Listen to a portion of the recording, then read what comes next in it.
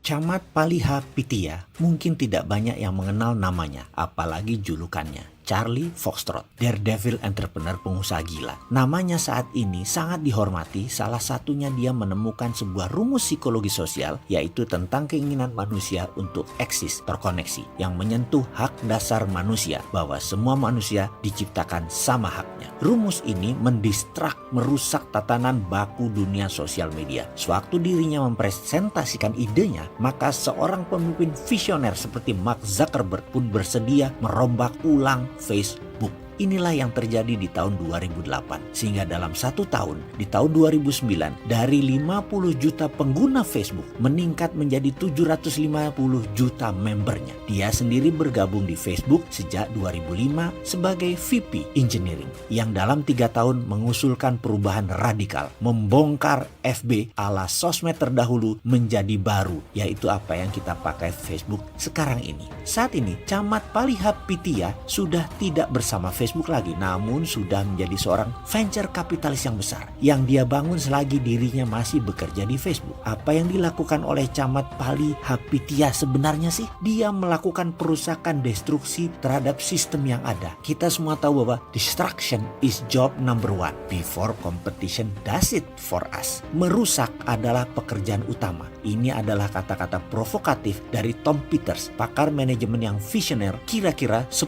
tahun yang lalu. Tugas utama pemimpin bisnis adalah merusak bisnis. Sekilas pernyataan ini gendeng, tapi coba kita lihat. Pernyataan Tom 1 dekade lalu ini terbukti benar adanya. Menurut Tom, kini seorang pemimpin bisnis memang tak cukup lagi hanya piawai membangun bisnis. Dia juga harus piawai merusak bisnis. Steve Jobs piawai merusak Apple dari Apple 1.0 yang hampir bangkrut menjadi Apple 2.0 yang gagah perkasa dengan iPod, iPhone, atau App Store-nya. Di Indonesia, kita punya Ignatius Jonan yang piawai merusak KAI 1.0 yang lelet menjadi KAI 2.0 yang gesit. Helmi Yahya merusak TVRI 1.0 yang kuno dan tidak menarik dalam hanya 2 tahun menjadi naik 300 share ratingnya seperti saat ini, TVRI 2.0. Sebaliknya, perusahaan-perusahaan yang dulu hebat seperti Kodak, GM, General Motor, Nokia, Sony terus-menerus babak belur mengalami kemunduran karena tidak kunjung menemukan CEO yang mampu merusak fondasi model bisnis yang kini sudah tidak relevan lagi. Karena itu seorang CDO, Chief Destruction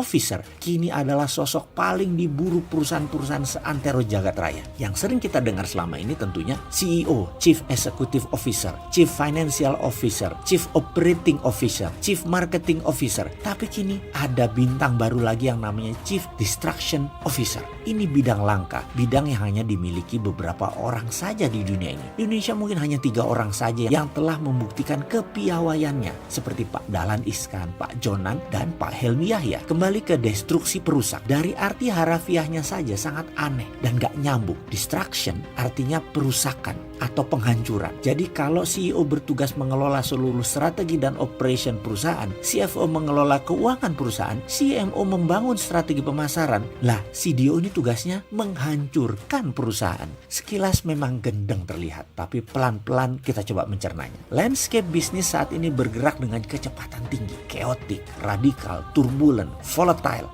uncertain, unpredictable, dan banyak lagi istilah yang digunakan menggambarkan keadaan saat ini. Landscape bisnis yang bergerak dengan super cepat ini bukannya tanpa resiko dan berbahaya. Bahayanya sangat-sangat besar. Mau contoh, layanan surat pos mati dimakan killer apps baru seperti email, WhatsApp, ATM, Kodak yang lebih 100 tahun perkasa kemudian dihabisi oleh layanan foto sharing yang diberikan perusahaan startup anak kemarin sore seperti Instagram dan lain sebagainya. Toko kaset legendaris Aquarius di Mahakam Blok M favorit saya itu dibunuh platformnya oleh iPod Store dan podcast. Untuk bisa survive di tengah perubahan yang chaotic tersebut, kuncinya terletak pada satu kata, penghancuran. Untuk sukses di era yang cepat seperti ini, kita tak boleh segan-segan menghancurkan sendi-sendi kesuksesan masa lalu kita. Break with the immediate past. Kenapa? Karena barangkali formula dan sendi-sendi kesuksesan tersebut sudah tidak relevan lagi sekarang. Ke depan, bagaimana dengan bisnis Anda para sahabat? Kalau bisnis model tidak cocok lagi lagi dengan masa kini dan masa depan, segera hancurkan, kemudian bangun kembali organisasi Anda tersebut dengan cepat. Kita tak perlu ragu untuk menghabisi model bisnis lama yang sudah tak relevan lagi